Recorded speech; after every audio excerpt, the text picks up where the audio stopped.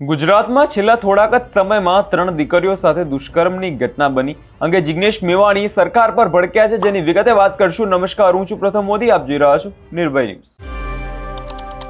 ગુજરાતમાં થોડાક જ સમયની અંદર જસદણ, ગાંધીનગર અને ભાવનગરમાં દુષ્કર્મના બનાવો સામે આવ્યા, જેને સાંભળીને આપણા રૂવાટા ઊભા થઈ જાય છે। જેની બાદ હવે જિગ્નેશ મેવાણી આખી ઘટનાને સખત વખોડી છે અને કહ્યું છે કે આપણો ગુજરાત તો નંબર 1 સ્ટેટ વાઇબ્રન્ટ ગુજરાત કહેવાય છે, તો કેવી રીતે આ ગુજરાતના પુરુષોની માનસિકતા આવી બની કે તેમની નજર 5-6 વર્ષની દીકરીઓ પર પડી રહી છે અને તે પોતાની નિયત બગાડે છે। ગુજરાતમાં એવા તો કેવા સંસ્કારનું સિંચન થઈ રહ્યું છે, જેના કારણે આવા બનાવો સખત બની રહ્યા છે। સાંભળીએ આ વિષયને લઈને તેમણે વધુમાં શું કહ્યું છે। મિત્રો, છેલ્લા 5 દિવસમાં ગુજરાતમાં 3 નાબાલિગ દીકરી પર બળાત્કારની ભયંકર ઘટનાઓ બની। એના લઈને કેટલાક સવાલ થઈ રહ્યા છે કે આપણું ગુજરાત તો વાઇબ્રન્ટ ગુજરાત, સ્વર્ણિમ ગુજરાત, ગતિશીલ ગુજરાત, વિકાસમાં નંબર 1 અને એક મોડેલ સ્ટેટ, તો આ મોડેલ સ્ટેટની જનતા, આ મોડેલ સ્ટેટના પુરુષોમાં આવું વિકૃત માનસ કઈ રીતે પેદા થયું કે 6 વર્ષની 8 વર્ષની દીકરીઓ પર બળાત્કાર કરી એના ગુપ્તાંગોમાં સળિયા ઘુસેડી દે છે। આ એક ગુજરાતી તરીકે આપણે સવાલ પૂછવો કે નહીં?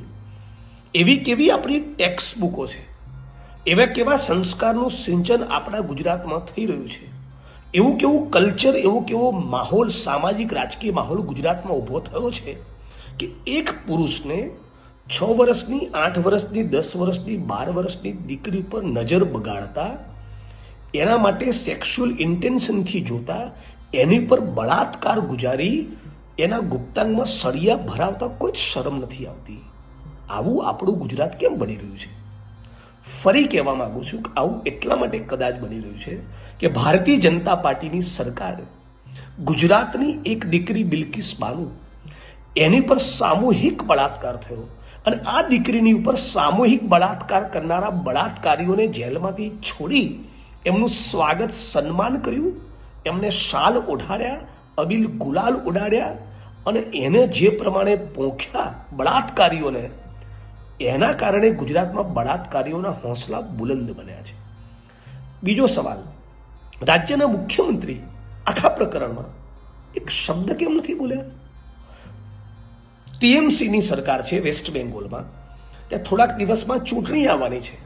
મમતા બેનર્જીને ભારતીય જનતા પાર્ટી પાડી દેવા માંગે છે, એટલા માટે ટીએમસીની સરકારવાળા વેસ્ટ બેંગોલમાં એક મેડિકલ સ્ટુડન્ટ પર બળાત્કાર થયો થોડાક દિવસ પહેલા, તમને યાદ હશે। એ વખતે ભૂપેન્દ્રભાઈ ટ્વીટ કર્યા, મીડિયામાં સ્ટેટમેન્ટ આપ્યા, એટલું જ નહીં, આખા ગુજરાતમાં નરેન્દ્રભાઈ અને અમિત શાહના કહેવાથી આખા ગુજરાતમાં પશ્ચિમ બંગાળની દીકરી રેપ પીડિતાના સમર્થનમાં મીણબત્તીઓ લઈને બધા નીકળી પડ્યા, બધા કાર્યક્રમો આપ્યા, આપવા જોઈએ। પણ આ ગુજરાતની અંદર, આપણા ગુજરાતમાં, તમારા શાસનમાં, તમારી સરકારમાં છેલ્લા 5 દિવસમાં 3 નાબાલિગ દીકરીઓ પર બળાત્કાર થયા। મુખ્યમંત્રી સાહેબ, ત્યારે તમે કેમ મીણબત્તી લઈને નથી ઊભા? ત્યારે તમે કેમ ભારતીય જનતા પાર્ટીને નહીં કીધું કે આખા ગુજરાતની અંદર આ 3 દીકરીઓને ન્યાય મળે, એના માટે તમે પ્રોટેસ્ટના કાર્યક્રમ પ્લાન કરો? સવાલ નંબર 3, આપણા ગુજરાતની અંદર આ સરકાર જેટલી પણ બળાત્કારની ઘટનાઓ બની, જેટલી પણ સેક્સ્યુઅલ હેરેસમેન્ટની ઘટનાઓ બની, એમાંથી કેટલા કેસમાં કન્વિક્શન આવ્યું, કેટલા કેસમાં ટ્રાયલ પૂરી થઈ, એનો કોઈ આંકડો જાહેર જનતા સમક્ષ રજૂ કરવા માંગે છે?